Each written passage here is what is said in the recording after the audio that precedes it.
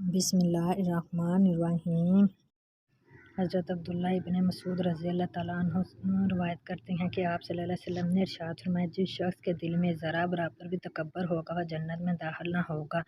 ایک آدمی نے عرض کیا کہ یقیناً آدمی یہ بات پسند کرتا ہے کہ اس کی پوشاک اچھی ہو اور اس کا جوتا اچھا ہو۔ حضور صلی اللہ علیہ وسلم نے فرمایا، اللہ تعالیٰ جمیل ہے اور جمال کو پسند کرتے ہیں۔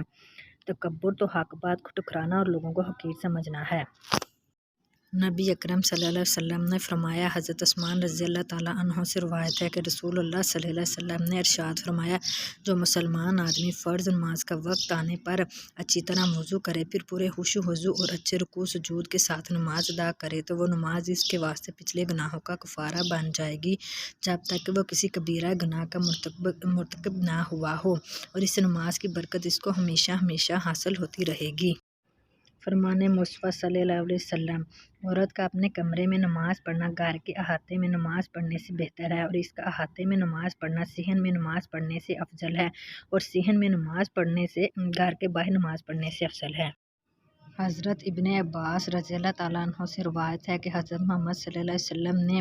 صدقہ فطر عید کی نماز سے پہلے اس لیے فرض کیا ہے کہ روزے داروں سے روزے کی حالت میں جو غلطیاں اور جو بیہودہ اور فحش باتیں ہوئی ہوتی ہیں، صدقہ فطر روزے دار کو ان سے پاک کر دیتا ہے۔ حضرت ابو ہریرہ رضی اللہ تعالیٰ عنہ کہتے ہیں کہ نبی اکرم صلی اللہ علیہ وسلم نے فرمایا، اپنے دوست سے اعتدال و توسط کے ساتھ دوستی رکھو، شاید وہ کسی دن تمہارا دشمن ہو جائے، اور اپنے دشمن سے اعتدال اور توسط کے ساتھ دشمنی کرو، شاید وہ کسی دن تمہارا دوست بن جائے۔